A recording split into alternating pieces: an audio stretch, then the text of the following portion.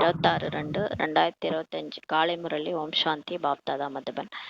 சிவத்தந்தையே பிரம்மா தந்தை உடல் அவதரிச்சு நமக்காக ஆசிரியராகி பாடம் எடுக்க வந்திருக்கிறாரு. நம்மள இறைமாணர்கள் மிக கவனமா ஆத்மா அபிமானி நிலையிலிருந்து இந்த ஞான முரளியை நம்ம கேட்கலாம். பாபா சொல்றாங்க, இனிமையான குழந்தைகளே, நாம் இப்போது பழைய ஆடை விடுத்து வீட்டிற்கு செல்வோம்.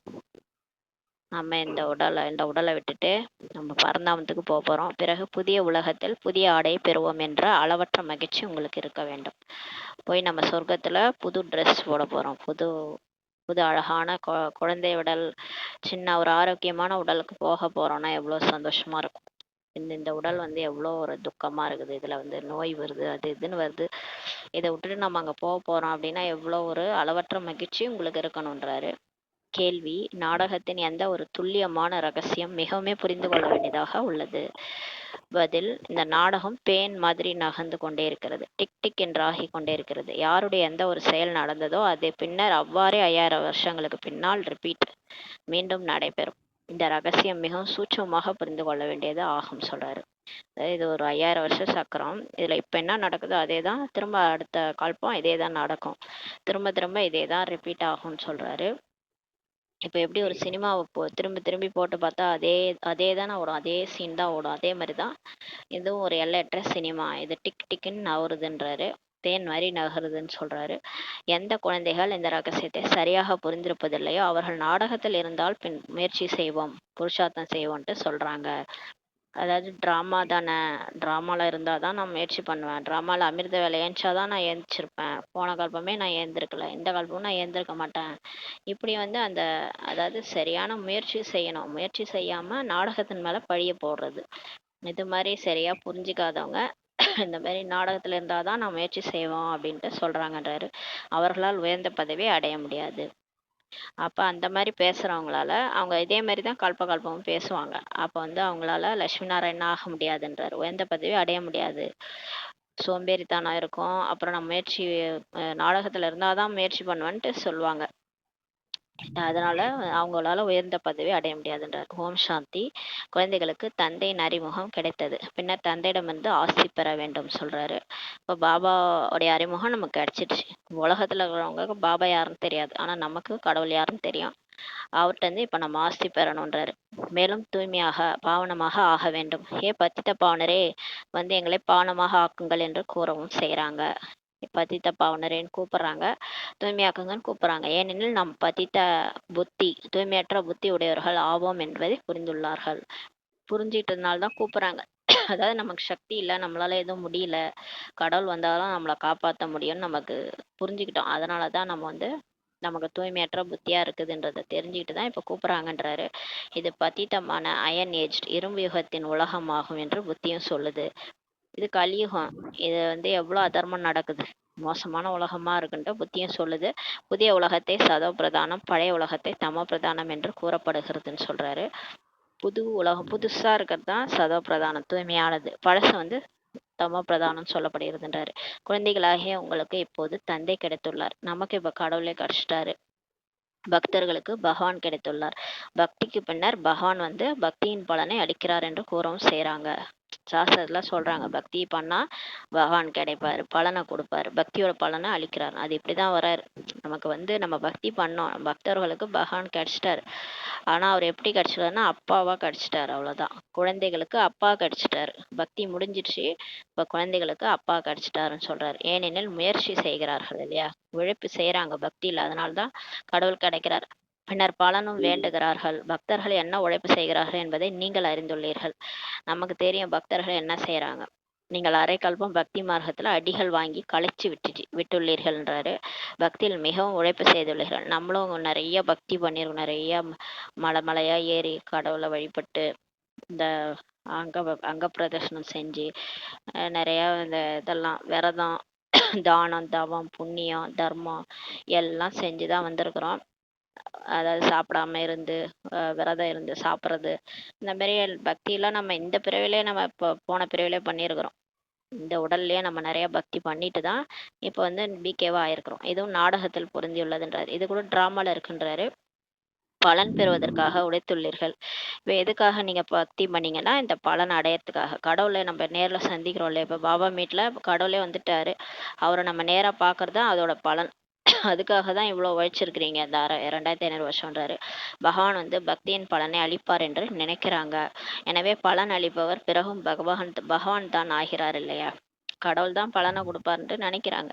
அப்ப பலனும் கொடுப்பாரு இல்லையா? அவர் தானே கொடுப்பாரு. பக்தர்கள் பகவானை நினைவு செய்யறாங்க. ஏனெனில் பக்தியில் துக்கம் இருக்குது. துக்கமா தான் கூப்பிடுறாங்க கடவுளை.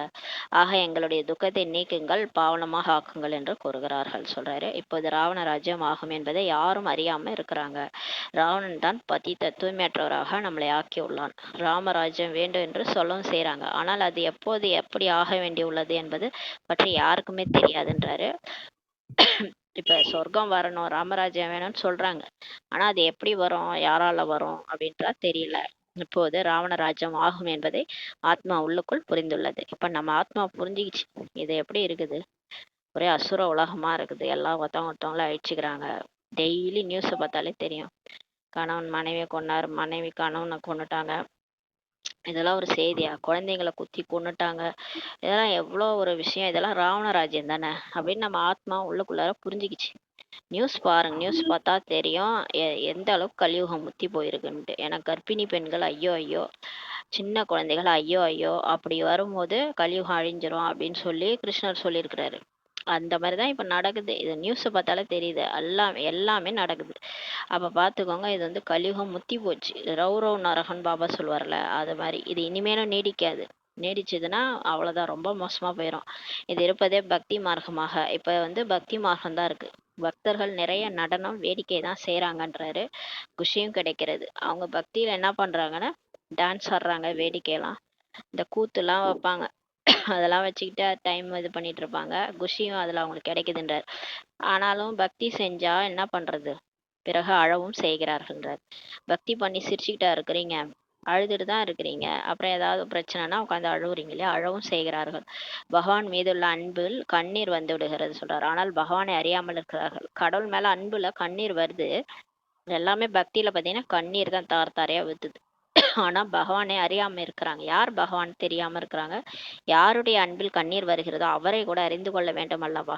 நம்ம யாரை நினைச்சு அழுறோமோ அவர் தெரிஞ்சுக்கணும் இல்லையா? படங்களில் ஒன்றுமே கிடைக்க முடியாது. ஆம், நிறைய பக்தி செய்கிறார்கள் என்றால் காட்சி சாட்சாத்காரம் ஆகிறது. அவ்வளவுதான் சொல்றாரு. அதுவே அவர்களுக்கு குஷியின் விஷயமாகும்.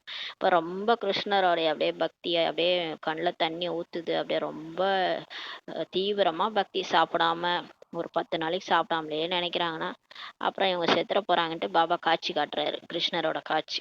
அதுலயே அவங்களுக்கு விஷயம் குஷியோடைய விஷயம் வந்துருதுன்றாரு.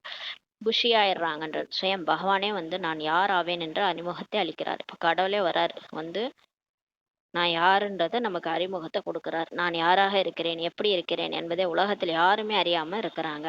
உங்களிடையே யார் பாபா என்று கூறுகிறார்களோ அவர்களில் கூட ஒரு சிலர் பக்குவமாக இருக்கிறார். இப்ப பிகேவா இருக்கிறோம் இல்லையா? நம்மளே கூட சிலர் பாபா பாபான்றாங்க. அவங்கள கூட ஒரு சிலர் தான் பக்குவமா இருக்கிறாங்கன்றார். ஒரு சிலர் பக்குவம் இல்லாம இருக்கிறாங்க, பக்குவமற்று இருக்கிறார்கள். தேக அபிமானத்தை விடுபடுவதில் தான் உழைப்பு உள்ளது. பாபா பக்குவம் இல்லாம இருக்குதுன்னா அந்த தேக அபிமானம் இருக்குது. இன்னும் அந்த தேக அபிமானம் விடாம இருக்கிறாங்கன்றாரு. தேகி அபிமானி ஆத்ம உணர்வுடையவர் ஆக வேண்டி இருக்கிறதுன்றார். இப்ப நான் ஆத்மா இந்த உடல் இல்லைன்னு நினைக்கும் போது தான் நம்மளை பிடிச்ச விகாரம்லாம் நிறைய போகும். இந்த பற்று, ஆசை, பேராசை, அகங்காரம், காமம், கோபம் எல்லாமே எதனால வருதுன்னா அந்த தேக அபிமானம் தான். அதனாலதான் நான் இந்த உடம்புன்னு நினைச்சுக்கிறது, என்ன சேர்ந்தவங்க அப்படின்னு நினைச்சுக்கிறது, அதனால மத்தவங்களுக்கு துன்பம் கொடுக்கறது, ஒருத்தவங்களுக்காக போய் இன்னொருத்தவங்களுக்கு துன்பம் கொடுக்கறது, ஒருத்தவங்கள நல்லது செய்ய போய் அடுத்தவங்களுக்கு கெட்டது செய்யறது, இதெல்லாம் நடக்கிறது எதனாலனா தேகாபிமானம் தான். எல்லாரையுமே ஆத்மாவா பார்க்கும்போது நம்ம வந்து எந்த ஒரு தவறும் நம்ம மூலமா நடக்காது. எல்லாருமே கடவுளுடைய குழந்தைகள் தானே அப்படின்னு நினைக்கும் போது அந்த பாகுபாடு, வேறுபாடு எதுவுமே வராது. அதனாலதான் இங்க வந்து எல்லா பிரச்சனையுமே வர்றது காரணமே தேகி அபிமானி ஆகாதனால தான் சொல்றாரு. அப்ப ஆத்ம உணர்வுடையவர ஆக வேண்டியுள்ளதுன்றார். நீங்கள் ஆத்மா ஆவீர்கள். நம்மளாம் ஆத்மா. நீங்கள் 84 பிறவிகளை அனுபவித்து தமோ பிரதானமாக ஆகி உள்ளீர்கள் என்று தந்தை இப்ப சொல்றாரு. நம்மளே தான் ஆத்மா வந்து மறுஜன்மம் எடுத்து எடுத்து இப்ப 84 பிறவி தமோ பிரதானமாயிட்டோன்றாரு. இப்போது ஆத்மாவிற்கு 3வது கண் கிடைத்துள்ளது. ஆத்மா புரிந்து கொண்டிருக்கிறது. குழந்தைகளாகிய உங்களுக்கு முழு சிருஷ்டி சக்கரது ஞானத்தை தந்தை வந்து அளிக்கிறார். தந்தை நாலேஜ் ஃபுல்லாக ஆவார். ஞானம் நிறைந்தவர் ஆவார். எனவே குழந்தைகளுக்கும் நாலேஜை அளிக்கிறார். இப்போ நமக்கு ஞானம் கொடுக்குறாரு, எப்படி வாழணும், எப்படி நடிக்கணும், எப்படி மற்றவங்கள்ட்ட பழகணும், சந்தோஷமா இருக்கணும்னா என்ன பண்ணணும், எந்த மாதிரி யுக்தியோட மற்றவங்க ஞானத்தை புரிய வைக்கணும், எப்படி நம்ம சந்தோஷமா வாழறது, எல்லாமே சொல்லி கொடுக்குறாரு. ஞானத்தை சொல்லி கொடுக்குறாரு. அது மாதிரி இந்த சிருஷ்டி எப்படி தோன்றுச்சு, இதுல நம்ம எத்தனை பிறவி எடுக்கிறோம், இது எல்லா ஞானத்தையும் நமக்கு அறிவியும் கொடுக்குறாரு. நீங்கள் மட்டும்தான் 84 பிறவிகள் எடுக்கிறீர்களா என்று சிலர் கேட்பாங்க. சார் பிகேஎஸ், நீங்கள் பிகேஎஸ்ன்னு சொல்லிக்கிறீங்களா, அப்போ நீங்கள் மட்டும்தான் 84 பிறவி எடுப்பீங்களா அப்படின்னு கேட்பாங்க. சொல்லுங்க, ஆம், எங்களிலும் கூட ஒரு சிலர் தான் 84. நம்ம பிகேவாயிட்டாலும் சொர்க்கத்துல முதல்ல வரவங்க 9 லட்சம் பேர் தான். மற்றவங்கெல்லாம் பாதியில தான் வராங்க. அதாவது நம்ம முயற்சிக்கு தகுந்த பிறவிகள் தான் நமக்கு கிடைக்கும்.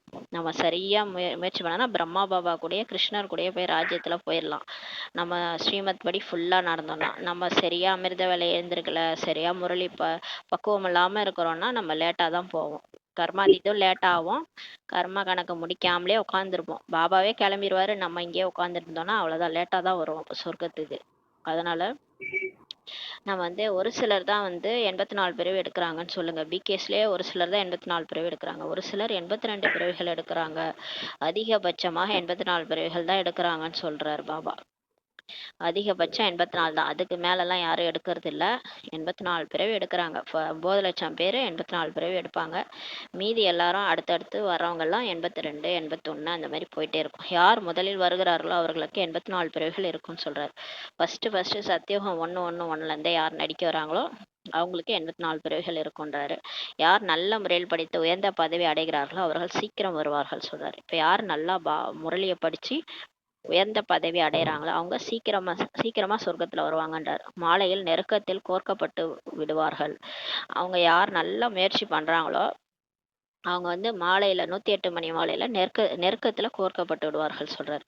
எப்படி புதிய வீடு அமைக்கப்பட்டு கொண்டு இருக்கும் போது வீடு சீக்கிரம் அமைந்து விட்டால் போய் நாம் உட்காரலான்ட்டு மனசுல தோன்றும் இல்லையா.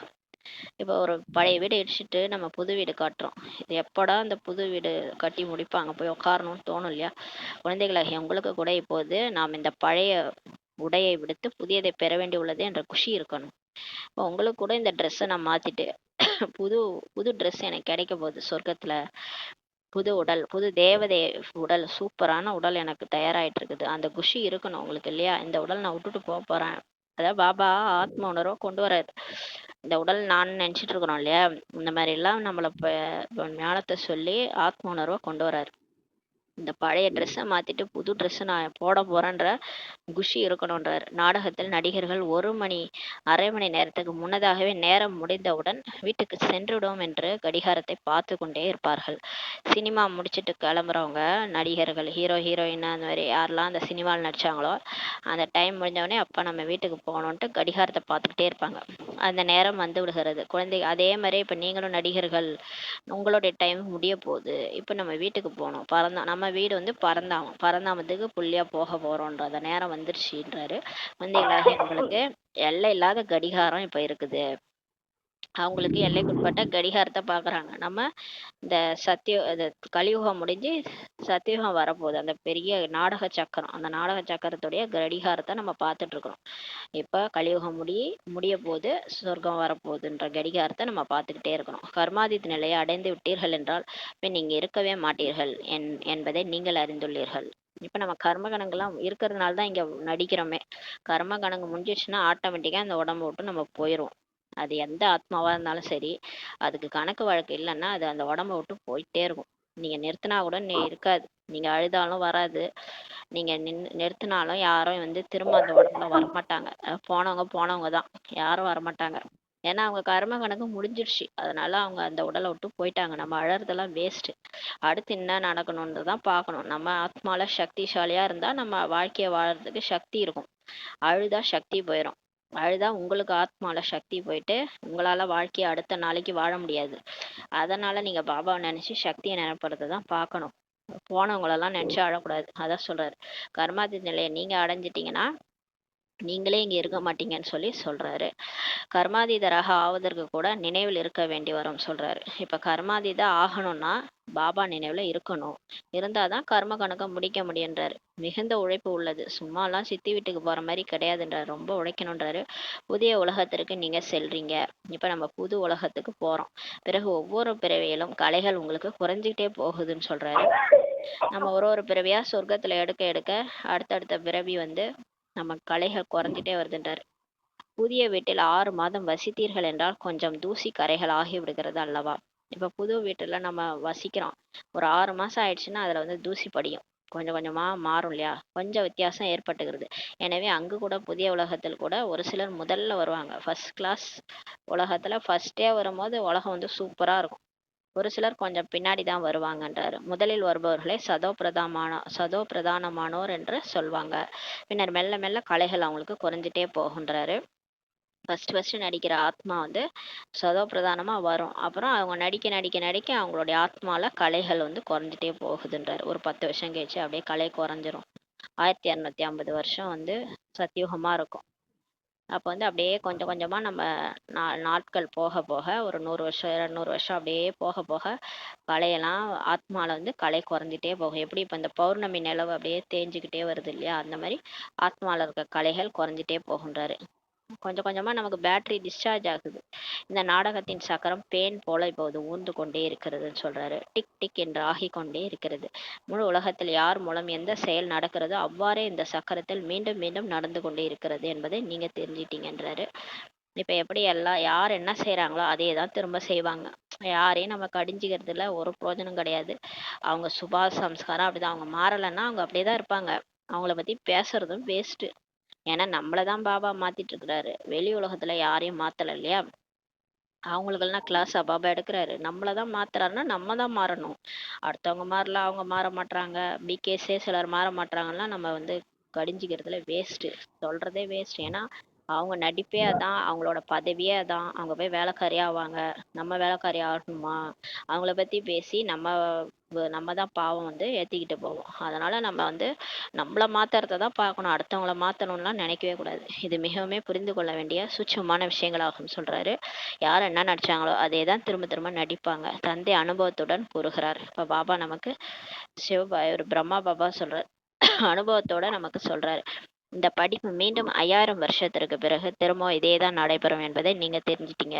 இது ஏற்கனவே அமைக்கப்பட்ட நாடகமாகும். இது சிவனின் திருவிளையாடல். அதனால இதை உருவாக்கப்பட்ட டிராமான்றாரு. இந்த சக்கரம் பற்றி யாருக்குமே தெரியாது.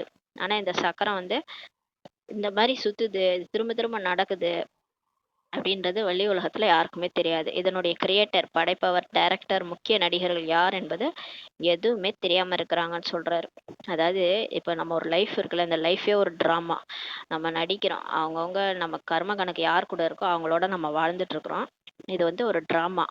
இதே மாதிரிதான் எல்லாரும் வாழ்ந்துட்டு இருக்கிறாங்க இந்த உலகத்துல. இந்த உலகமே ஒரு டிராமா, நாடக மேடை. இதை யார் உருவாக்குறது, இது டைரக்டர் யாரு, இந்த இதெல்லாம் முக்கிய நடிகர்கள் யார் யார் நடிக்கிறாங்கன்றதெல்லாம் கூட உலகத்துல தெரியாம இருக்கிறாங்கன்றாரு. நாம் 84 பிறவிகள் அனுபவித்து இப்போது திரும்ப செல்கிறோம் என்பது இப்போது குழந்தைகளாகிய உங்களுக்கு தெரியும். ஆனா உங்களுக்கு தெரிஞ்சு போச்சு. நம்ம தான் நிறைய மறுபிறவி எடுத்து இப்ப 84வது பிறவி நடிச்சிட்டு இருக்கிறோம். இப்ப திரும்ப வீட்டுக்கு போறோம்ன்றது உங்களுக்கு தெரியுன்றார். நாம் ஆத்மாக்கள் ஆவோம். தேகி அபிமானி ஆத்ம உணர்வுடையவர் ஆகும் பொழுதே குஷியின் அளவு நமக்கு அதிகரிக்கும்ன்றாரு. இப்ப நீங்க தேக அபிமானத்துல வர வர மாயா உங்களுக்கு அடி கொடுத்துட்டே இருக்கும். எங்க வலிக்குமோ அங்க வச்சு அடி. நம்ம இப்ப யாராவது சொல்லுன்னு திட்டினாங்கன்னா நம்ம அழுவோம் இல்லையா. அது வந்து நம்மளுடைய வீக் பாயிண்ட். அப்ப எந்த இடத்துல மாயா வந்து நம்மளை அடிக்கும்ன்றது அதுக்குதான் தெரியும். இவங்களை இப்படி பேசினா, இவங்க இப்ப உடம்ப பத்தி கிண்டல் பண்ணா இவங்க கஷ்டப்படுவாங்கன்ட்டு மாயாக்கு தெரியும். அப்ப நமக்கு அந்த வீக் மைண்ட் இருக்குது. நம்ம உடம்ப யாராவது கிண்டல் பண்ணாங்கன்னா நம்ம உடனே உட்காந்து ஃபீல் பண்ணுவோம். அதுதான் மாயா. அப்ப மாயா வந்து நம்மளை அவங்க மூலமா என்ன பண்ணுது, அழ வைக்குது. அதனால நம்ம புரிஞ்சுக்கணும், எனக்கு உள்ளார என்னென்ன வீக் பாயிண்ட் இருக்குது, என்னென்ன நான் வந்து எதுக்கெல்லாம் நான் வந்து அழுகுறேன், எதுக்கெல்லாம் நான் கவலைப்படுறேன்றதை நீங்க அதெல்லாம் மாயா, உங்க வீக்னஸ், அந்த உடல் உணர்வுல உங்களுக்கு வர வீக்னஸ். அதனால இப்ப நீங்க அந்த உடல் உணர்வை விடுங்கன்றாரு. அந்த உடல் உணர்வுனால தான் உங்களை மாயா வந்து அழ வைக்குது இல்லையா. அதனால நீங்க இப்ப ஆத்மாக்கள் ஆவோம். இப்ப நம்ம வந்து ஆத்மா, நம்ம அந்த உடலே கிடையாது. அப்ப அந்த ஆத்ம உணர்வுடையவரா நீங்க ஆகும்போதுதான் உங்க குஷியோட அளவு அதிகரிக்கும். அப்ப நீங்க உங்களுக்கு கவலையும் வராது, அழுகையும் வராது. எப்பன்னா நீங்க ஆத்ம உணர்வுடையரா ஆகும்போது தான், நான் ஆத்துமா நீ என்ன என்ன வேணா சொல்லிக்கோ, உடம்ப தானே நீ சொல்ற, நான் ஆத்துமா பறந்து பாபா கூட போறேன், எனக்கு எந்த கவலையும் இல்லை அப்படின்னு சொல்லிட்டு நம்ம குஷியோட அளவு நமக்கு அதிகரிக்கின்றார். இது அது எல்லைக்குட்பட்ட நாடகமாகும். நமக்கு அது வந்து எல்லைக்குட்பட்ட நாடகம், சினிமா. இது எல்லையில்லாத நாடகம்ன்றாரு பாபா. ஆத்மாக்களாகிய நமக்கு இப்ப கற்பித்து கொண்டிருக்கிறார். குறிப்பிட்ட எந்த நேரத்தில் இது ஆக போகிறது என்று சொல்ல மாட்டார். பாபா நமக்கு பாடம் தான் எடுக்கிறார். ஆனாலும் நாளைக்கு இது நடக்க போகுது, நாளன்னைக்கு அது நடக்க போகுது, விநாசம் வரும், இப்ப நாளைக்கே ஒரு நிலநடுக்கம் வரும் அப்படின்னா சொல்ல மாட்டாரு. அதெல்லாம் வந்து ட்ராமால இருக்கிறதெல்லாம் அவுட் பண்ண மாட்டார் அவரு. அப்புறம் சுவாரஸ்யமே இருக்காது ட்ராமால. அதனால இதெல்லாம் ஆக போகிறதுன்னு பாபா சொல்ல மாட்டார். பாபாவிடம் ஏதாவது விஷயம் கேட்டார்கள் என்றால், நாடகத்தில் எது கூற வேண்டியதாக உள்ளதோ அதை சொல்லி விடுகிறேன் என்று கூறுகிறார். சிவபாபாட்ட நம்ம எதாவது கேட்டோம்னா, எது நாடகத்துல எது கூற வேண்டியதாக இருக்குதோ அதை தான் நான் சொல்றேன்னு சொல்றாரு. நாடகத்திற்கேற்ப என்ன பதில் கிடைக்க வேண்டியதாக இருந்ததோ அது கிடைத்து விட்டது, அவ்வளவே. இப்ப நம்ம கூட ஏதாவது லெட்டர் எழுதுறோம், பாபா எனக்கு வந்து இதெல்லாம் பிரச்சனையா இருக்குது, மாயால இந்த மாதிரி பிரச்சனைலாம் வருது அப்படின்னு நம்ம இதுக்கு என்ன பண்றது அப்படின்னு சொல்லி நம்ம பாபாட்ட ரீசன் கேட்டோம்னா, அவர் மறுநாள் முறையில சொல்வாரு. அது கூட எதுக்காக சொல்றாருன்னா, நாடகத்திற்கேற்ப என்ன பதில் உங்களுக்கு கிடைக்க வேண்டியது இருக்குதோ அதுதான் கிடைத்து விட்டது, அவ்வளவேன்னு சொல்றாரு. என்ன நான் சொல்லணும்னு நாடகத்துல இருக்கோ அதுதான் நான் சொல்லுவேன்னு சொல்றாரு. அதன்படிதான் நீங்க நடக்க வேண்டும் சொல்றாரு. அப்ப முரளில ஒரு நாடகப்படி என்ன சொல்லணுமோ அதை சொல்லிட்டு இருக்கிறாரு. அதுபடிதான் நம்ம நடக்கணும்ன்றாரு. நாடகமின்றி தந்தை எதுவும் செய்ய முடியாது. டிராமா இல்லாம பாபா வந்து எதுவுமே செய்ய முடியாது. அதனால டிராமா படிதான் இயங்குதுன்றாரு. காட்சி கூட டிராமா படிதான் கிடைக்குது. யாராவது இறக்குறாங்கன்னா அது டிராமா படி நடக்குது. அதை நான் திரும்பலாம் உயிர் பெற வைக்க முடியாது அப்படிலாம் சொல்றாரு இல்லையா. அவங்க பாட்டு முடிஞ்சிடுச்சு, அதனால அவங்க கிளம்பிட்டாங்க, திரும்ப அவங்கள உயிரோடலாம் என்னால கொண்டு வர முடியாது. இதெல்லாம் வந்து டிராமா படி, எல்லாமே டிராமா கட்டுப்பட்டு தான் நானே இருக்கிறேன்னு சொல்றாரு. நாடகத்தில் இருந்தது என்றால் புருஷார்த்தம் செய்து விடுவோம் என்று ஒரு சில குழந்தைகள் சொல்றாங்க. இந்த டிராமா பாயிண்டே சிலர் வந்து இதுக்கு அவங்களுக்கு சாதகமா எடுத்துக்கிறாங்க. அதாவது அவங்க முயற்சி பண்றதில்ல, அவங்க அமிர்த வேலை எழுந்திருக்கிறது இல்ல, அவங்க முரளி படிக்கிறது இல்ல, அவங்க வந்து சில விஷயம்லாம் பண்ண மாட்டாங்க. பண்ணாதானே நம்ம வந்து லட்சுமி நாராயணா ஆக முடியும். அந்த லட்சுமி நாராயணா ஆகணுன்ற ஆர்வம் இருந்துச்சுன்னா நம்ம வந்து எல்லாத்தையும் செய்வோம். நம்ம செய்யாம விட்டுட்டு நம்ம என்ன சொல்லுவோம்னா, டிராமால இல்ல, டிராமால இருந்தா நான் செஞ்சிருப்பேன் அப்படின்ட்டு நம்ம அந்த பாயிண்ட்டை நம்ம வந்து நம்மளுடைய ஒரு வீக் பாயிண்ட்டுக்காக நம்ம வந்து யூஸ் பண்ணிட்டு பாபாட்டே சொல்லுவோம், பாபா டிராமால இல்ல, அதனால நான் எழுந்திருக்கல, முடிஞ்சு போச்சு, அதாவது நேத்து வரைக்கும் டிராமால இல்ல, நான் எழுந்திருக்கல பாபா அப்படின்ட்டு நம்ம சொல்லிட்டு இருப்போம். அதான் சொல்றாரு. இந்த மாதிரி சில குழந்தைகள் சொல்றாங்க, நாடகத்துல இருந்ததுன்னா நான் முயற்சி செய்திருவேன் அப்படின்னு சொல்றாங்க. அவர்கள் ஒருபோதும் உயர்ந்த பதவி அடைய முடியாது. இந்த மாதிரி பேசிட்டு திரியறவங்க நல்லா உயர்ந்த பதவி அடைய முடியாதுன்றாரு. ஏன்னா இங்க சுயராஜ்ய அதிகாரி மாறணும், சார்ட் வைக்கணும், உடலை நீங்க வந்து கட்டுப்படுத்தணும். உங்க உடல்ல கர்மேந்திரியங்கள் உங்க கட்டுப்பாட்டுக்குள்ள இருக்கணும். மனசு, புத்தி, வாய் எதுக்காவது நீங்க வந்து அடிமையா இருக்கிறீங்களான்ட்டு நீங்க செக் பண்ணணும். இதுல வந்து சுய புருஷார்த்தம் தான். நம்ம மாறணும், அவ்வளவுதான். மத்தவங்க என்ன ஆனாங்க அதெல்லாம் பத்தி நமக்கு கவலை இல்லை. நம்ம மாறி நம்ம பாபாட்ட போகிறது. இது புருஷார்த்தம், முயற்சி வந்து நம்ம தான் செய்யணும். புருஷார்த்தம் நீங்கள் தான் செய்ய வேண்டும் என்று தந்தை கூறுகிறார். இதுல பாபா வந்து செய்ய வைக்க மாட்டாரு, டிராமா செய்ய வைக்காது. நம்ம தான் வந்து என்ன நடந்தாலும் முயற்சி செய்யணுன்றாரு. அப்பதான் உயர்ந்த பதவி அடைய முடியும். நாடகம் முந்தைய கல்பத்தை போல உங்கள் முயற்சி செய்விக்கிறது. ஆனா டிராமா வந்து இப்போ வந்து போன கல்பத்துல நடந்தது மாதிரி தான் இப்போ உங்களை முயற்சி கூட செய்விக்கும். சிலர் முயற்சியே செய்ய மாட்டாங்க, இருந்தாலும் டிராமா செய்ய வைக்கும். டிராமா என்ன பண்ணும்னா, ஸ்ரீமத்தெல்லாம் ஃபாலோ பண்ண மாட்டாங்க, ஆனா வந்து ஸ்ரீமத்தை வந்து ஃபாலோ பண்ண வைக்கும். டிராமா வந்து ஃபாலோ பண்ண வைக்கும். டைம் வந்து மாறும். அந்த மாதிரி சிலது நான்வெஜ் விடாம இருப்பாங்க. பார்த்தீங்கன்னா எங்கேயுமே நான்வெஜ் சாப்பிட முடியாதபடி ஆயிரும். ஏன்னா அதன் மூலமா இப்போ நோய்கள் பரவுது, அதன் மூலமா நோய்கள் வருது அப்படின்னு சொல்லுவாங்க. அப்போ ஆட்டோமேட்டிக்காக இவங்க நான்வெஜ்ஜை விட்டுருவாங்க. பாபா சொல்லும் போது கேட்க மாட்டாங்க, ஆனால் அந்த ட்ராமா வந்து செய்ய வைக்கும் அவங்கள. அது மாதிரி நிறைய விஷயம். தூய்மையா இருக்கணும்னு சொல்லுவாரு, தூய்மையா இருக்க மாட்டாங்க. ஆனால் ட்ராமால அந்த மாதிரி ஒரு இன்சிடென்ட் அவங்க வாழ்க்கையில நடக்கும். அப்புறம் அவங்க தூய்மையா தான் இருந்தாகணும், வேற வழியே கிடையாது. தூய்மையா இருக்கிற மாதிரி ஆயிடும். தூய்மையா பாபா சொல்லும் போதே நம்ம இருந்துட்டோம்னா நமக்கு மார்க்கு. டிராமா வந்து நம்மளை செய்ய வச்சதுன்னா டிராமாக்கு தான் மார்க்கு. அதனால சாப்பாட்டுல இருந்து எல்லாத்தையுமே நம்ம டிராமா படி மாத்துறோம்னா அப்ப டிராமாக்கு மார்க் போயிடும். அதான் சொல்றாரு. இப்ப பாபா சொல்லும் போதே நம்ம மாறிட்டோம்னா நமக்கு மார்க் வரும். மார்க் நமக்கு இதெல்லாம் வச்சுதான் மார்க்கே நமக்கு போடுவாரு. நிச்சய புத்திப்படி தான் மார்க் போட்டு நம்மள வந்து பாஸ் பண்ணி பதவி அது மாதிரி தான் வரும். ஒரு சிலர் எது நாடகத்தில் இருக்குமோ அதன்படி நடப்பேன் என்று நாடகத்தின் மீதே நின்று விடுகிறார்கள் சொல்றாரு. அவங்க என்ன பண்றாங்கன்னா, ஆனா நிறைய பேர் இப்படிதான் பேசுறாங்க. அதாவது எனக்கு இன்னும் டைம் இருக்கு. நான் இப்பதான் வாழவே ஆரம்பிச்சிருக்கிறேன். எனக்கு வந்து இன்னும் நாடகத்துல இன்னும் டைம் இருக்குது. நாடகம் எப்போ வந்து என்னை மாத்துதோ அப்ப நான் மாறிக்கிறேன். நான் இன்னும் வாழணும். நான் வாழ்ந்து முடிச்சுட்டு வரேன். இப்படிலாம் சொன்னவங்களாம் வாழாமலே போயிட்டாங்க. நிறைய பேர் பிகே நான் முயற்சி பண்ணல அப்படின்னு சொல்லாம, நான் வந்து இன்னும் கொஞ்ச நாள் வந்து பாபா சொல்றாரு முயற்சி பண்ணலான்ட்டு பண்ணாம, எனக்கு வந்து நான் இன்னும் வாழணும். இன்னும் கொஞ்ச நாள் வாழ்ந்துட்டு வரேன் அப்படின்னு சொல்லிட்டு போனாங்க. ஆனா அவங்களாம் இப்ப உயிரோட இல்ல. அவங்க வந்து போயிட்டாங்க உடம்ப விட்டு. அப்ப நம்ம என்ன வந்து பண்றோம்? நம்ம வந்து பாபா சொல்லும்போது அவரு சொல் பேச்சை கேட்டு நம்ம வாழ்ந்தோம்னா வாழ்ந்திருக்கலாம், உயிரோட இருக்கலாம். அப்ப நம்ம அதை கேட்காம நம்ம போயிட்டோம் பாருங்க. அதை டிராமாவே வச்சு செஞ்சிருது. என்ன பண்றது? அதனாலதான் சொல்றாரு, நாடகத்துல இருக்குமோ அதுபடி நடப்பேன்னு சொல்லி நாடகத்தின் மீது சிலர் நின்றுடுறாங்கன்னு சொல்றாரு. அப்படியானால் அவர்களுடைய அதிர்ஷ்டத்தில் இல்லை என்றுதான் புரிய வைக்கப்படுகிறது. பாபா சொல்றாரு, டிராமா மாத்தோன்னு இவங்க நினைச்சிட்டு இருக்கிறாங்க. அப்ப அவங்க அதிர்ஷ்டத்துல இல்ல. அப்ப அந்த மாதிரி இருக்கிறவங்களாலாம் உயர்ந்த பதவி அடைய முடியாது. யார் நிச்சய புத்தியோட பிரம்மா பாபா மாதிரி எல்லாத்தையும் விட்டு கடாச்சிட்டு எல்லார் கூட இருந்தாலும் எல்லாத்தையும் புத்தி மூலமா விட்டுடுறாங்க. விட்டுட்டு பாபாவுடைய சேவையை செய்ய ஆரம்பிச்சிடுறாங்க. பாபாவுக்காக எல்லாத்தையும் பண்ண ஆரம்பிச்சிடுறாங்களோ அவங்க தான் உயர்ந்த பதவி அடைய முடியும்னு சொல்றாரு.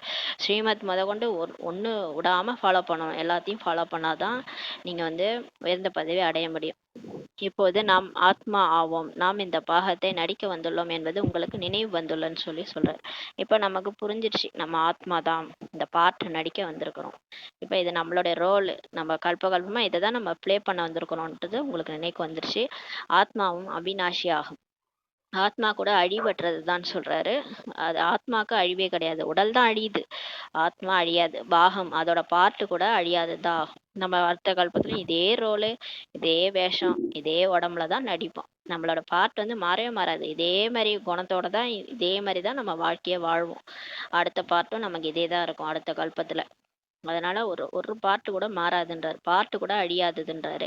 84 பிறவிகளின் பாகம் ஆத்மாவில் தான் பொருந்திருக்குது. இது வந்து ஒரு மெமரி கார்டு மாதிரி. அதுல இப்ப சாங் ஸ்டோர் பண்ணோம்னா அதே சாங் தானே ஓடும். அதே மாதிரி நம்மளுடைய ஆத்மால கூட அந்த பார்ட் வந்து 84 பார்ட் ஸ்டோர் ஆயிருக்குதுன்றாரு. பிறகு அதே பாகத்தை தான் ஏற்று நடிப்பிருக்கு. இப்ப அடுத்த கல்பத்துல இதே உடம்புல இதே மாதிரிதான் நம்ம நடிப்போம். இதே மாதிரிதான் முரளி கேட்போம். அப்ப இதே பாகத்தை தான் ஏற்று நடிப்பீங்கன்றார். இதற்கு இயற்கை என்றுதான் சொல்லப்படுகிறதுன்றார். இதைதான் இயற்கைன்னு சொல்லி பாபா சொல்றாரு. இயற்கைன்னா அவங்க ஏதோ ஒன்று நினச்சிக்கிறாங்க. இது இயற்கை என்று பாபா அந்த பாகத்தை தான் சொல்றாரு. என்ன பார்ட் ஸ்டோர் ஆயிருக்கோ அதுதான் இயற்கைன்றார்.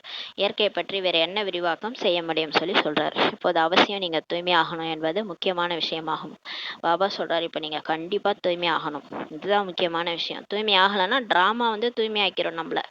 நம்ம ஆக மாட்டோம்னு அடம் பிடிச்சிட்டு இருந்தோம்னா நேரம் வரும், காலம் வரும், கண்டிப்பா நம்ம தூய்மை ஆகியே தீரணும். வேற வழியே கிடையாது. பிகேஸ் எல்லாருக்கும் அடி விழும். அடி விழுதே மாத்துவாரு. எல்லாரையும் அடி கொடுத்துதான் மாத்துவாரு. டிராமா மாத்தும். அவர் மாத்த மாட்டாரு, டிராமாவே அடி கொடுத்து மாத்தும். இதே சிந்தனை தான் உள்ளது சொல்றாரு. கர்மம் செய்கையிலும் தந்தையின் நினைவில் தான் இருக்க வேண்டும். இப்ப பாபா வேலை செஞ்சாலும் பாபாவோட நினைவுல தான் நம்ம இருக்கிறோம். நீங்கள் ஒரு பிரியதர்ஷினிகள் ஆவீர்கள் அல்லவா. நம்ம எல்லாரும் ஒரு பிரியதர்ஷன் பாபாவுடைய பிரியதர்ஷினிகள் இல்லையா. ஒரு பிரியதர்ஷனரை எல்லா பிரியதர்ஷனும் நினைவு செய்யறாங்க. இப்ப ஒரு பிரியதர்ஷனை தான் எல்லாருமே எவ்வளவு பிரியதர்ஷினிகள் அவருக்கு எல்லாரும் நினைக்கிறாங்க. இப்போது என்னை நினைவு செய்யுங்கள் என்று அந்த பிரியதர்ஷனர் கூறுகிறார். பாபா சொல்றாரு, என்ன நினைவு செய்யுங்க போதுன்றாரு. நான் உங்களை தூய்மையாக ஆக்க வந்திருக்கிறேன். நான் உங்களை தூய்மையாக்க வந்திருக்கிறேன். நீங்க என்னை தான் பதித்த பாவனன்ட்டு சொல்றீங்க. பின் என்னை மறந்து கங்கையை ஏன் பதித்த பாவனன்ட்டு சொல்றீங்க. தண்ணி போய் உங்களை தூய்மையாக்குமா? தண்ணி உடம்போனா தூய்மையாக்கும். தண்ணி வந்து கங்கை தண்ணி வந்து உங்க ஆத்மாவை தூய்மை பண்ணுமான்னு சொல்றாரு. இப்போது நீங்கள் புரிந்துள்ளீர்கள். இப்ப நம்ம புரிஞ்சுக்கிட்டோம், ஆத்மாவை பரமாத்மா தான் தூய்மையாக்குவாரு. தண்ணி எல்லாம் தூய்மையாக்காது. எனவே அவை அனைத்தையும் விட்டுட்டீங்க. இப்ப நம்ம அந்த பக்தியில இருக்கிற விஷயத்தெல்லாம் விட்டுட்டோம் இல்லையா.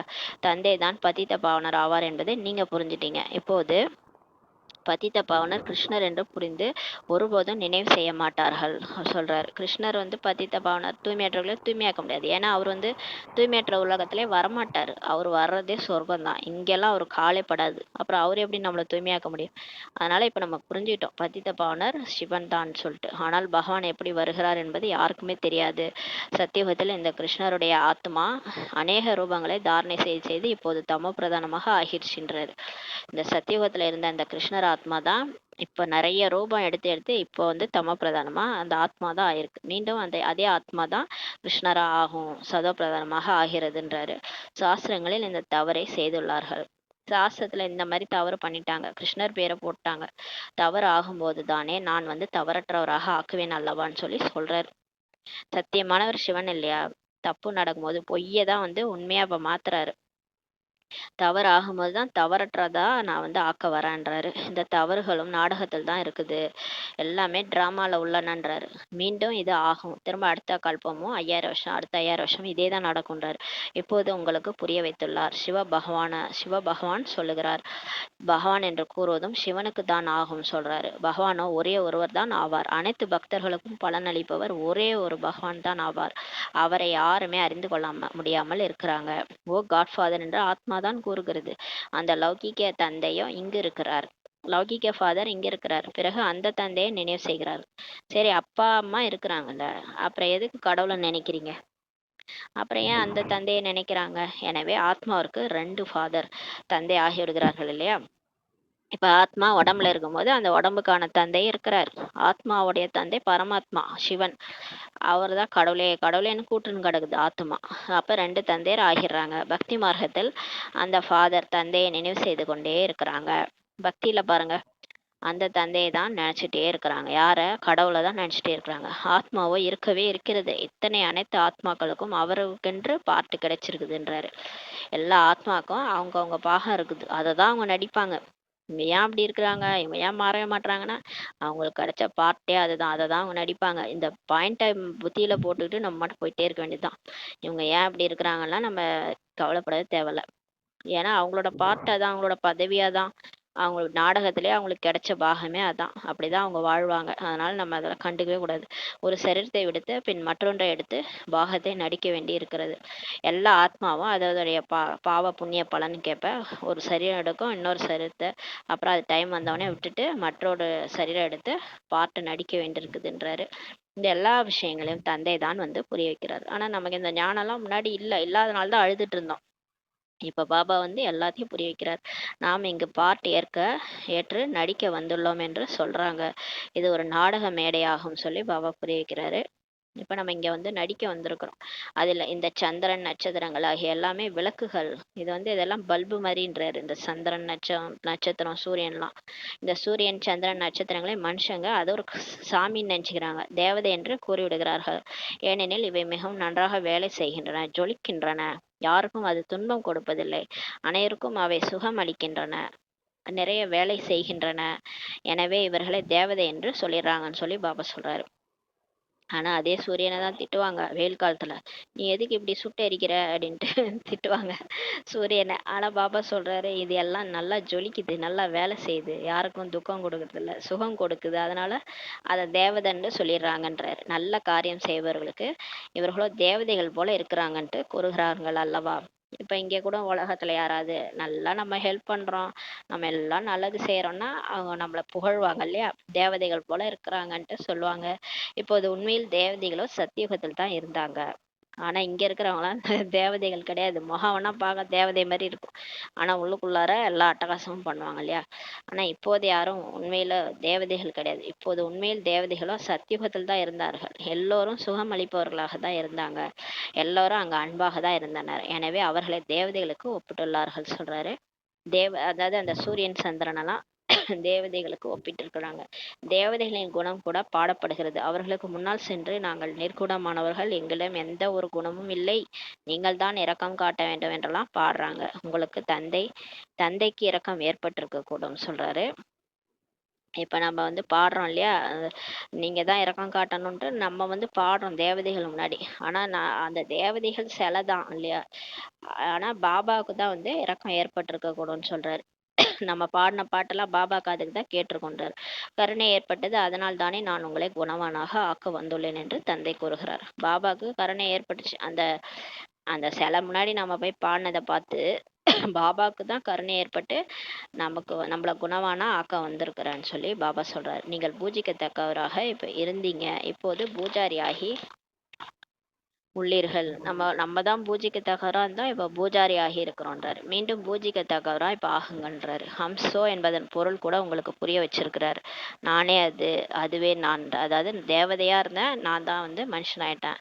மனிதர்களோ ஆத்மாவிலிருந்து பரமாத்மா, பரமாத்மாவிலிருந்து ஆத்மான்ட்டு புரிஞ்சுக்கிறாங்க என்று சொல்லிடுறாங்க. இது தவறு என்று பாபா சொல்றார். ஆத்மாவாகிய நீங்கள் நிராகாரமானவராக இருந்தீங்க, பிறகு நீங்களே தேவதை, சத்திரியர், வைசியர், சூத்திரரா ஆனீர்கள். இப்போது நீங்களே பிராமண வர்ணத்தில் வந்திருக்கிறீங்க. ஆத்மா முதலில் சதோ பிரதானம், சதோ ரஜோ தமோவில் வருகிறது. இந்த நாலேஜ் பாபா கல்பமாக சங்கமயுகத்துல நமக்கு அளிக்கிறார் என்பதை இப்போது குழந்தைகளாக நீங்க புரிஞ்சிட்டீங்க. அதாவது ஆத்மா தான் தூய்மையா இருக்குது. அப்புறம் சதோ பிரதானம், சதோ ரஜோ தமோல ஆத்மா தான் வருது. அதாவது தூய்மையா இருந்து ஃபர்ஸ்ட் கிளாஸா இருந்து தேவதை மாதிரி இருந்து சாதாரண மனுஷனா மாறிடுதுன்றாரு.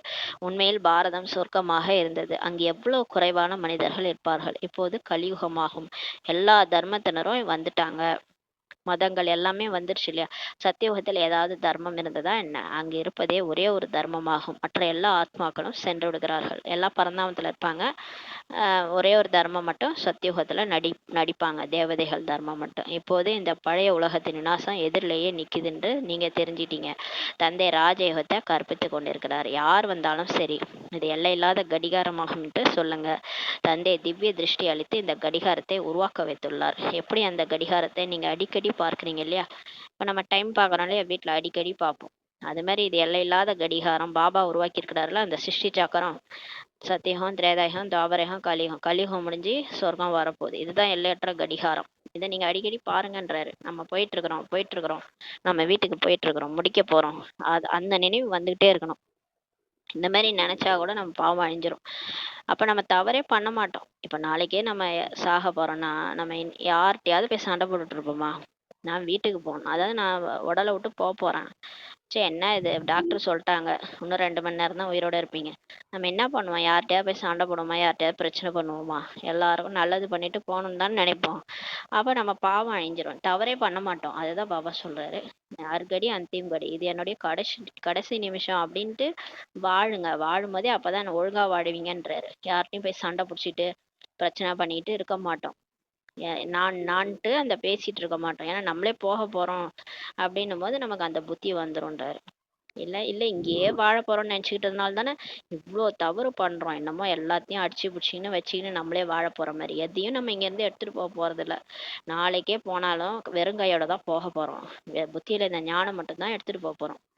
அதனாலதான் சொல்றாரு, இந்த அற்கடி அந்திம் கடி என்றதை நம்ம ஞாபகம் வச்சுக்கணும். இப்போது இந்த எல்லை இல்லாத கடிகாரம் நினைவுக்கு வருகிறது. இப்ப நமக்கு இந்த எல்லையில்லாத கடிகாரம் நினைவுக்கு வந்துருச்சு. தந்தை பிரம்மா மூலமாக ஒரு தர்மத்தின் ஸ்தாபனை, சங்கரன் மூலமாக அசுர உலகத்தினை விநாசம் செய்விக்கிறார்.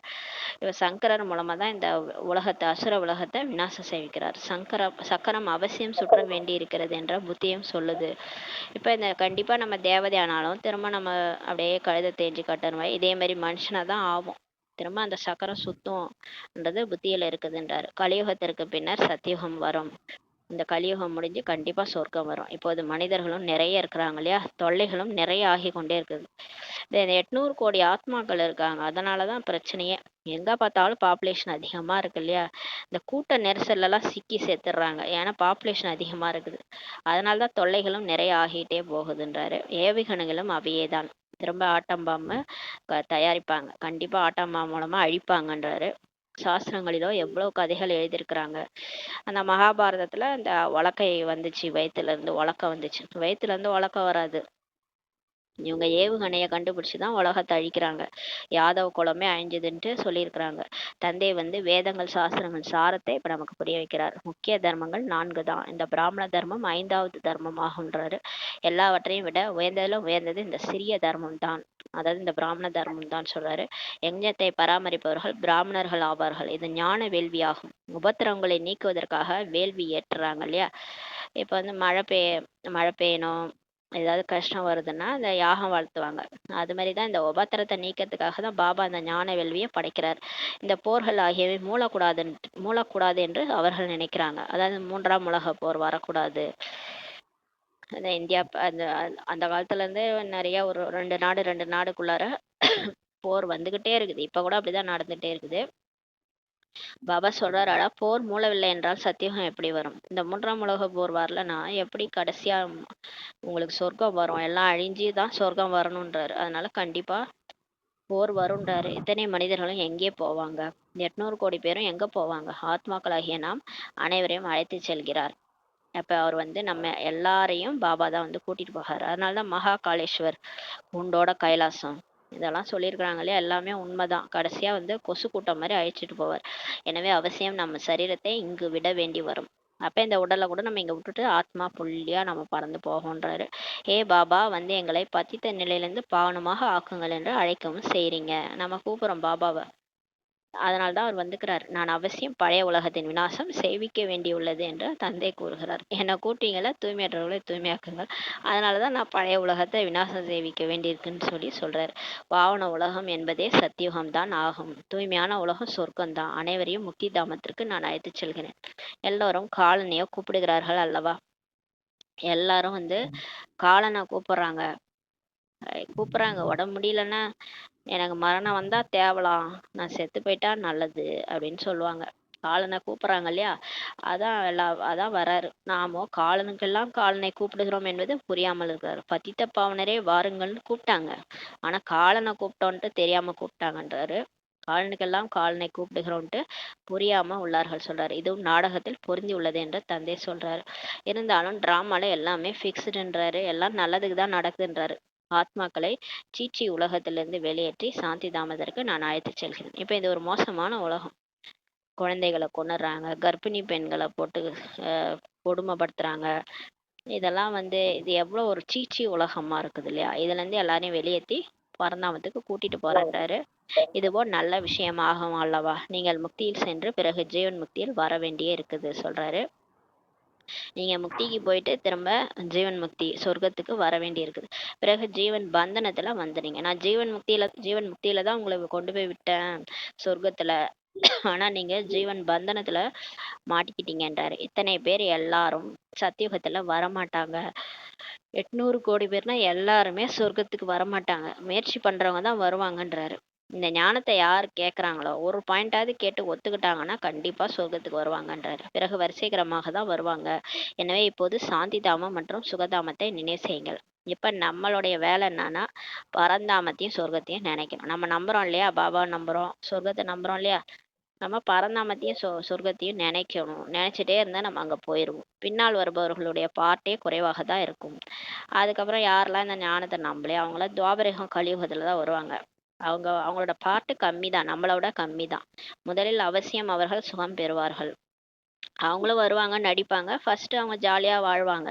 அப்புறம் போக போக அவங்களுக்கும் துக்கம் வந்துடும். உங்களுடைய பாகம் எல்லாரையும் விட உயர்ந்ததாகும். ஆனா நீங்க உங்க பாட்டு நீங்க 5000 வருஷமும் நீங்க நடிக்கிறீங்க.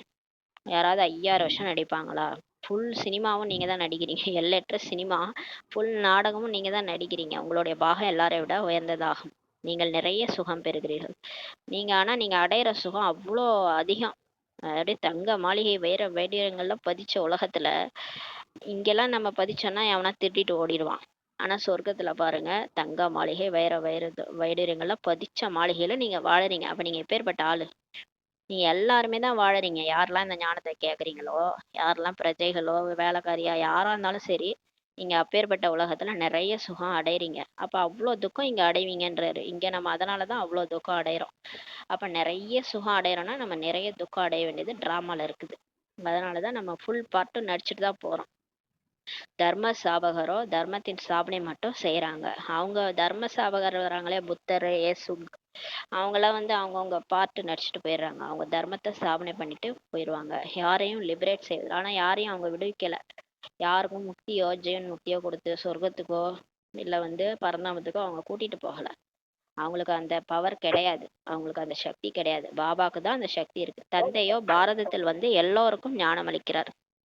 சிவன் வந்து பாரதத்துல தான் வராரு, வந்து எல்லாருக்கும் அந்த தர்ம ஸ்தாபகருக்கு கூட ஞானம் கொடுக்கறது சிவபாபா தான். அவரே அனைவரின் பதித்த பாவனர் ஆவார். அவர் தான் எல்லா தூய்மையற்றவர்களை தூய்மையாக்குபவரா இருக்கிறாரு. அனைவரையும் லிபரேட் செய்கிறார். மற்ற தர்மஸ்தாபர்கள் யாரும் சத்கதி செய்ய வருவதில்லை. அவர்கள் தர்ம ஸ்தாபனை செய்ய வருகிறார்கள். அவங்க தர்மத்தை ஸ்தாபனை பண்ணதான் வராங்க. அவங்க யாருக்கும் சத்கதி கொடுக்க வரல. அவர்கள் ஒன்றும் சாந்தி தாமன் சுகதாமத்திற்கு அழைத்து செல்வதில்லை சொல்லி பாபா சொல்றாரு. அனைவரையும் சாந்தி தாமன் சுகதாமத்திற்கு தந்தை தான் அழைத்து செல்கிறார். எல்லாரையும் பரந்தாமத்துக்கு சொர்க்கத்துக்கு கடவுள் தான் கூட்டிட்டு போறார். யார் துக்கத்திலிருந்து விடுத்து சுகம் அளிக்கிறார்களோ அவர்களுக்கு தான் தீர்த்தங்கள் ஆகின்றன. மனிதர்கள் புரிந்து கொள்வதே இல்லை. உண்மையிலும் உண்மையான தீர்த்தம் ஒரே ஒரு பாபாவினுடையதுதான். மகிமை கூட ஒரே ஒரு உடையதுதான். உண்மையான தீர்த்தம் வந்து யாரு சிவபாபாக்கு தான். அவரு தான் மகிமை, எல்லா மகிமையும் அவருக்கு தான். ஏன்னா அவர் தான் எல்லாரையும் லிபரேட் பண்ணி துக்கத்திலேருந்து சுகம் கொடுத்து கூட்டு வர்றாரு. அதனால தான் அவருக்கு தீர்த்த ஸ்தலம் உருவாக்குறாங்க. எல்லோருமே ஹே லிபரேட்டரே வாருங்கள் என்று தான் அவரை தான் அழைக்கிறார்கள். அல்லாவை தான் அழைக்கிறாங்க. அல்லா தான் சிவன். ஒருத்தர் தான், பேர் தான் வேற, ஆனா ஒருத்தர் தான் கடவுள். பாரதம் தான் உண்மையான தீர்த்தமாகும் சொல்றாரு. இது உண்மையான தீர்த்த ஸ்தலம் இந்தியா தான். இங்குதான் தந்தை வந்து அனைவருக்கும் முக்தி, ஜீவன் முக்தி அளிக்கிறார். எனவே நீங்கள் பிறகு பக்தி மார்க்கத்தில் அவருக்கு பெரிய பெரிய கோயில்களை கட்டுறீங்க.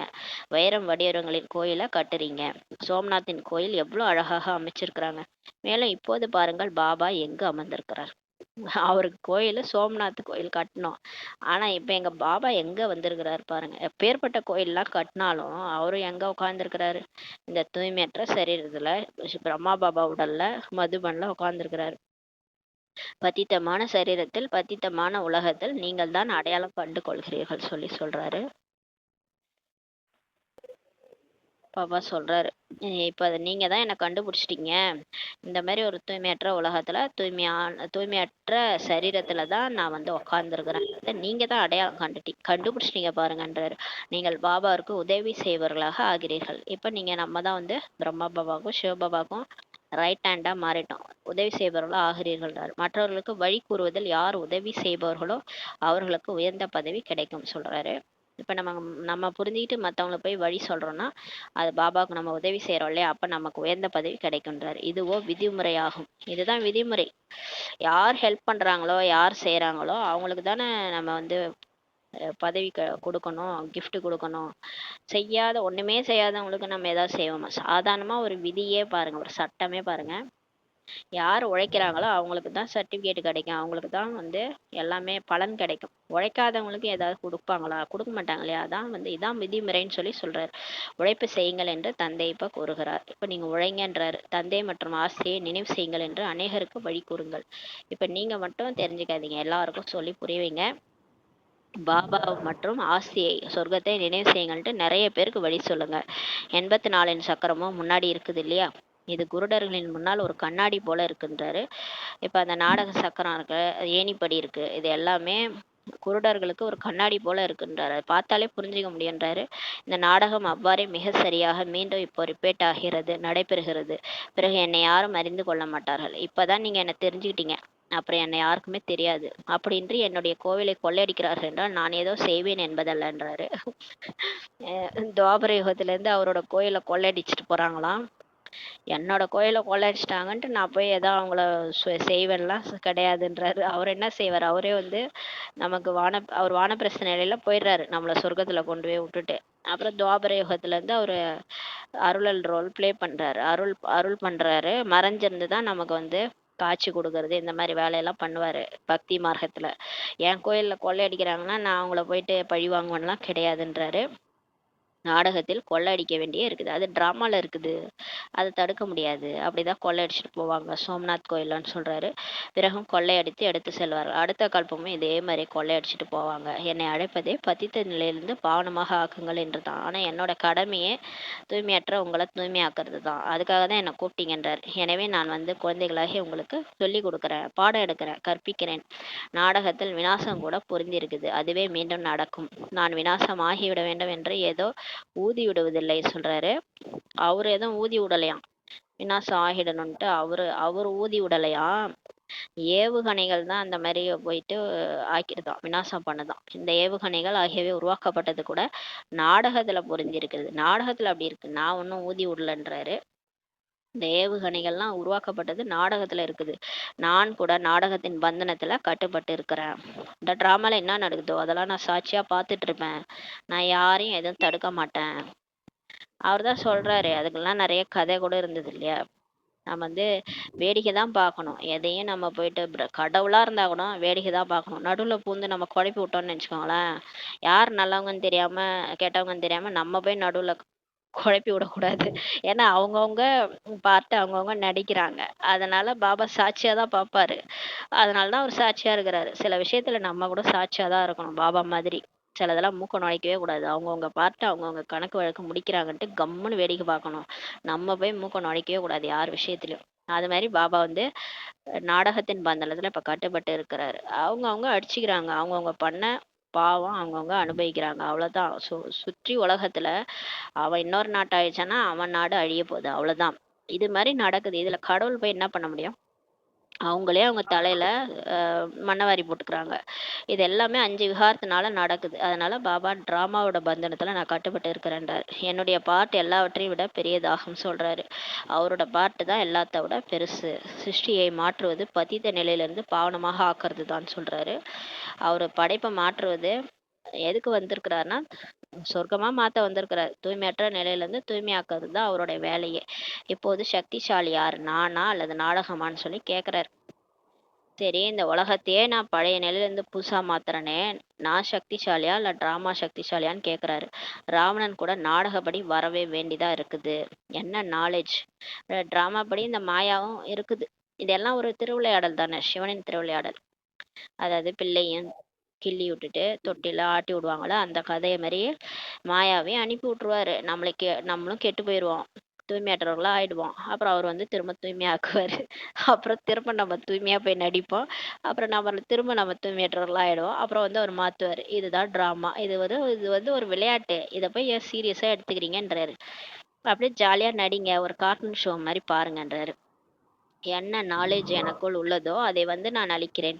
இப்ப அவர்கிட்ட என்ன ஞானம் இருக்கோ அதை வந்து நமக்கு கொடுக்குறாரு. நீங்கள் சிவபாபாவின் சேனையாவீர்கள். இப்ப நம்ம வந்து கடவுளுடைய சேனையா அவர் பக்கம் இருக்கணும். பாண்டவ சேனையா இருக்கிறோம். ராவணன் மீது இப்ப வெற்றி அடைறீங்க. இப்ப இந்த மாயா மீது நம்ம வெற்றி அடைறோம்.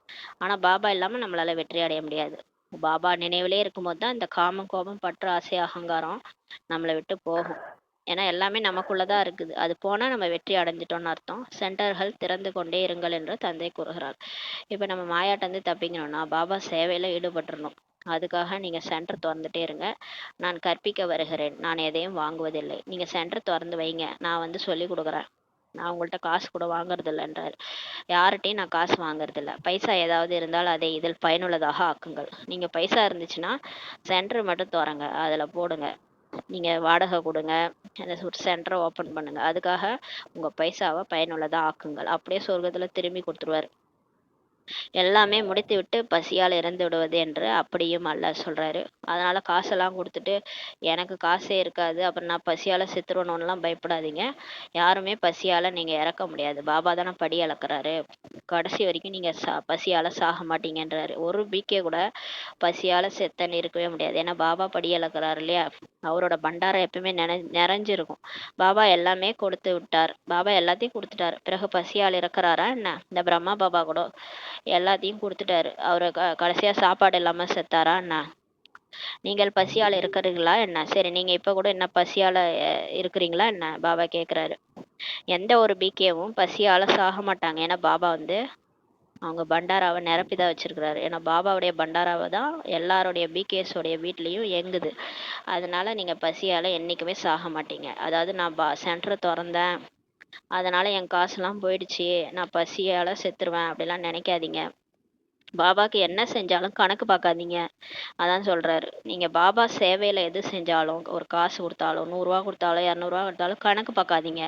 ஒரு சென்டர் ஓபன் பண்ணாலும் கணக்கு பார்க்காதீங்கன்றாரு. சிவபாபாவினுடைய பண்டாரா ஆகும். இது வந்து சிவபாபாவுடைய களஞ்சியம் ஆகும். தற்காலத்துல உலகத்தில் பாருங்கள் எத்தனை மனிதர்கள் பசியால் இருந்து கொண்டே இருக்கிறாங்க. இப்ப பாருங்க உலகத்துல எவ்வளோ பேர் பசியால செத்துட்டு இருக்கிறாங்க. இப்போது குழந்தைகளாகிய நீங்களோ தந்தையிடமிருந்து முழுமையான ஆசி பெறுவதற்காக முயற்சி செய்யணும். இது ஆன்மீக நேச்சர் கியூர், இயற்கை வைத்தியமாகும். இது கேட்பாங்க, இது ஆன்மீக நேச்சர் கியூர், இயற்கை வைத்தியமாகுன்றாரு. முற்றிலும் எளிதான சிம்பிளான விஷயம். வாயால் மண்மனா பவ என்று மட்டும்தான் சொல்றாரு. பாபா சொல்றாரு இது ரொம்ப ஈஸியான விஷயம். பாபா நமக்கு என்ன சொல்றாருன்னா, மண்மனாபவ, ஆத்மான்னு புரிஞ்சு பரமாத்மான்னு நினைக்க சொல்றாரு. ஆத்மாவை குணப்படுத்துகிறார். நம்ம ஆத்மா வந்து இப்ப அவர் தான் குணப்படுத்துறாரு. எனவே தந்தையை அவினாஷி சர்ஜன் என்று கூறுகிறார்கள். எவ்வளவு நல்ல ஆபரேஷன் நமக்கு கற்பிக்கிறார்.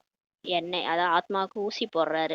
என்னை நினைவு செய்தீர்கள் என்றால் உங்களுடைய எல்லா துக்கங்களும் நீங்கி போயிடும் சொல்றாரு. சக்கரவர்த்தி ராஜா நீங்க ஆயிடுவீங்க. பாபா நினைச்சா துக்கம்லாம் போயிடும். நம்ம சக்கரவர்த்தி ராஜா ஆயிடுவோம். இந்த முட்களின் காட்டில் இருக்கும் பொழுதும் நாங்கள் மலர்களின் தோட்டத்திற்கு சென்று கொண்டிருக்கிறோம்ட்டு நினைங்கன்னு சொல்றாரு. வீட்டுக்கு சென்று கொண்டிருக்கிறோம் என்று நினைங்க. ஒருவருக்கொருவர் நினைவூட்டி கொண்டே இருங்கள். மறந்துட்டாங்கன்னா பாபாவை நினைவூட்டுங்க. ஏன்னா எல்லாரும் இப்ப மறந்துடுறாங்க இல்லையா? அவங்களுக்கு வர மாயால பாபாவை மறந்தே போயிடுறாங்க. அதனால அடிக்கடி பாபாவை நினைவூட்டிட்டே இருங்க. அதாவது வீட்டுக்கு போகணும், சொர்க்கத்துக்கு போறோன்றத எல்லாருக்கும் பிகேஸ்க்கு நினைவூட்டிட்டே இருங்க. அல்லாவை நினைவு செய்தீர்கள் என்றால் அரசாட்சி கிடைத்து விடும் சொல்றாரு. நல்லது. இனிமையிலும் இனிமையான காணாமல் போய் வெகுகாலம் கழித்து கண்டெடுக்கப்பட்ட செல்லமான குழந்தைகளுக்கு தாய் தந்தை பாப் தாதாவின் அன்பு நினைவுகள் மற்றும் காலை வணக்கம். ஆன்மீக குழந்தைகளுக்கு ஆன்மீக தாய் தந்தை நமஸ்காரம். நம் ஆன்மீக குழந்தைகள் ஆன்மீக தாய் தந்தைக்கு நமஸ்காரம். தாரணைக்கான முக்கிய சாரம். ஃபர்ஸ்ட் பாயிண்ட், உயர்ந்த பதவி அடைய வேண்டும் என்றால் தந்தைக்கு முழுமையான உதவியாளர் ஆக வேண்டும். குருடர்களுக்கு வழி காண்பிக்க வேண்டும். எல்லையில்லாத கடிகாரத்தை எப்போதும் நினைவில் வைக்க வேண்டும். இரண்டாவது பாயிண்ட், யஜ்ஞத்தை பராமரிப்பதற்காக உண்மையிலும் உண்மையான பிராமணர் ஆக வேண்டும். பைசா ஆகியவை இருந்தால் அவற்றை பயனுள்ளதாக ஆக்கி தந்தையிடமிருந்து முழுமையான ஆஸ்தி பெற வேண்டும். வரதானம், மண்மனாபவ என்ற விதி மூலம் பந்தனங்களிலிருந்து விதையை முடித்துவிடக்கூடிய நஷ்ட மோகா ஸ்மிருதி சுரூபம், பற்றுதலை அழித்த நினைவு சுரூபம் ஆகுக என்ற வரதானம் கொடுக்குறாரு. இப்ப மண்மனாபவ ஆத்மானு புரிஞ்சு பாபாவை நினைக்கிறது. இதன் மூலம் பந்தனத்தின் விதையை முடிச்சிருங்க. நஷ்டமோகா அதாவது பற்றுதலை வென்ற நினைவு சுரம், பாபாவுடைய நினைவு மட்டும் இருக்கணும். அந்த மாதிரி ஆயிடுங்கன்றாரு. பந்தனங்களின் விதை சம்பந்தமாகும். பாபாவுடன் சர்வ சம்பந்தங்களும் இணைந்திருக்குமானால் வேறு யாரிடமாவது மோகம் எப்படி ஏற்படும்? எனக்கு அப்பா அம்மா டீச்சர் சத்குரு கணவன் பிரியதர்ஷன் சகோதரன் சகோதரி மகன் மகள் எல்லாமே பாபா தான். அப்புறம் மற்றவங்கள்ட்ட ஏன் பற்று போக போகுது? ஒரு பாபாட்ட எல்லா கனெக்ஷனும் இருந்தா மற்றவங்கள்ட்ட பற்றே போகாது. சம்பந்தம் இல்லாமல் பற்றுதலே இருப்பதில்லை என்றாரு. சம்பந்தம் இருந்தாதான் பற்று வரும். சம்பந்தமே இல்லைன்னா எப்படி பற்று வரும்? இப்ப இந்த பக்கத்து வீட்டுக்காரங்களுக்கும் எனக்கும் சம்பந்தமே இல்லை, அவங்க மேல எனக்கு ஏன் பற்று வரப்போகுது? இதே வீட்டுல கணவன் குழந்தைகள் மேல பற்று இருக்குது. ஏன்னா சம்பந்தம் இருக்குது. அவர் என் கணவன், அவர் என்னுடைய இவங்க என்னுடைய புள்ள, என்னுடைய மகன் மகள்னா சம்பந்தம் இருக்கு. அதனாலதான் பற்று போகுது. அவங்களுக்கு எதானா நமக்கு வலிக்குது.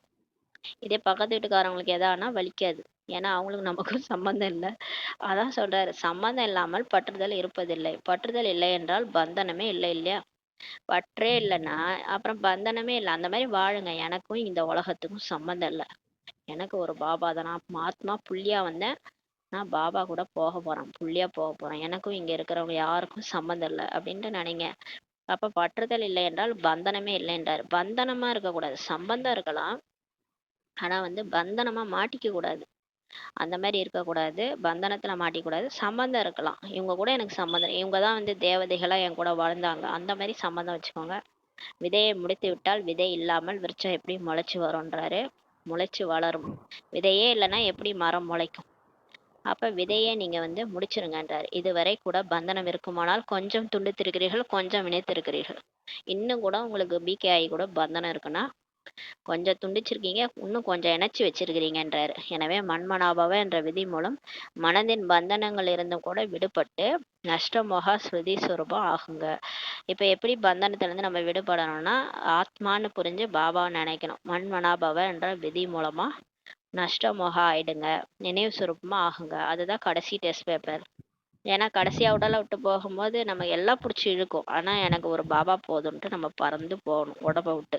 அதுதான் வந்து கடைசி டெஸ்ட் பேப்பர். 8 டெஸ்ட் பேப்பரும் வந்து நம்மளை போட்டு பிடிச்சி இழுக்கும். எல்லா பக்கமும் பிடிச்சி நம்ம மனசு புத்தி இழுக்கும். அதுக்கு தான் இப்பயே வந்து நமக்கு வந்து நிறைய பயிற்சி கொடுத்து பாபாவை நினைக்க வைக்கிறாரு. பிறகு இந்த புகார்கள் எல்லாம் முடிந்து போகும். எப்போ நம்ம நஷ்டமாக ஆயிடுறோமோ அப்போ இந்த புகார் என்ன மாதிரி புகார் நம்ம சொல்கிறோம் இல்லையா, பாபா என்னால் சேவை செய்ய முடியல, என்ன பண்ணுறது, சென்டருக்கு போக முடியல, என்ன செய்யறது பாபா, பந்தனம் இருக்குது, வீட்டில் பந்தனம் இருக்குது, விட மாட்றாங்க, அது விடுபடுவது இல்லையே பாபா அப்படின்ட்டு பாபாட்ட சாக்கு போக்கு சொல்கிறோம் இல்லையா, இதெல்லாம் கடைசியாக முடிஞ்சிரும், இந்த புகார்கள் எல்லாம் முடிந்து போகும்னு சொல்லி சொல்கிறாரு. ஸ்லோகன்: பிராமண வாழ்க்கையின் சுவாசமே ஊக்கம் உற்சாகம்தான். பிகேன் லைஃப்னாலே ஊக்கம் உற்சாகம்தான், அதுதான் மூச்சா இருக்கணும்ன்றாரு. ஊக்கம் உற்சாகத்தோட இருக்கணும்.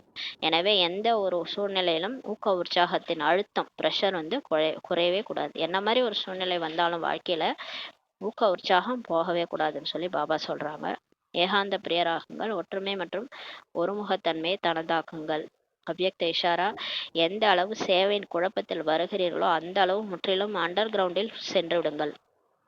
போக போக சேவை அதிகமாகும், நிறைய பேர் வர ஆரம்பிச்சிருவாங்கன்னா ரொம்ப குழப்பம் வருது. ஐயோ இவ்வளோ பேருக்கு எப்படி சொல்கிறது, இவ்வளோ பெரிய சேவை எப்படி செய்யறதுன்ட்டு அது மாதிரி குழப்பம்லாம் வருதுன்னா நீங்கள் அண்டர் கிரவுண்டில் போயிருங்கன்றாரு.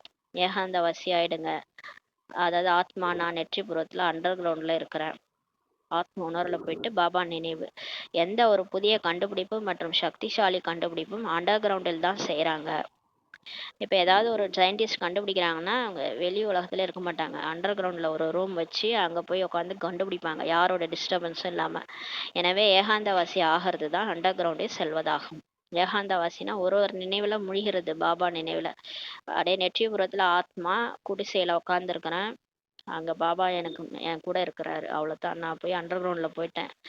அப்படியே பாதுகாப்பாக உட்காந்துக்கிறது நெற்றிபுரத்தில் மத்தி சிம்மாசனத்தில் பாபா நினைவில் அண்டர் கிரவுண்டில் உட்காந்துருக்கிறேன், இந்த உடல் நான் இல்லை. அந்த மாதிரி போயிட்டாதான் நம்ம தப்பிச்சுக்கிற மாதிரி. அப்போ அந்த மாதிரி இருந்தீங்கன்னா அண்டர் கிரவுண்டில் போகதாகும். சமயம் கிடைக்கும் போதெல்லாம் சேர்ந்தார் போல் 1 மணி நேரம் அல்லது அரை மணி நேரம் கிடைக்கல, ஆனால் இடையிடையில் நீங்கள் 5 நிமிஷம் கிடைச்சா கூட கடலின் ஆழத்தில் சென்றுடுங்கன்னு சொல்கிறாரு. இப்போ என்னால் 1 மணி நேரம் உட்கார முடியல, அரை மணி நேரம் உட்காந்து யோகா பண்ண முடியல அப்படின்னா நீங்கள் 1 மணி நேரத்துக்கு இடையிடையில் 5 நிமிஷம் கிடைச்சா கூட போயிடுங்க, அப்படியே அமைதியில் போயிடுங்க, கடலோட ஆழத்தில் போயிருங்கன்றாரு. பாபா நினைவில் ஆழத்தில் போயிருங்கன்றாரு. இதன் மூலம் சங்கல்பங்கள் மீது பிரேக் போட முடியும். இது மாதிரி நீங்கள் பண்ண பண்ண உங்களுக்கு இந்த இடைவிடாத எண்ணங்கள் ஓடுதில்ல, அதில் நீங்கள் பிரேக் போட முடியுன்றாரு. பிறகு சப்தத்தில் வர விரும்பினா கூட உங்களால் வர முடியாதுன்னு சொல்லி சொல்கிறாரு. அதுக்கப்புறம் நீங்கள் நினச்சா கூட உங்களுக்கு சவுண்டு பிடிக்காது, சத்தமாக பேசுறது பிடிக்காது, அமைதியாக இருக்க தான் நீங்கள் விரும்புவீங்கன்னு சொல்லி பாபா சொல்கிறாரு. ஓம் சாந்தி. நன்றி பாபா.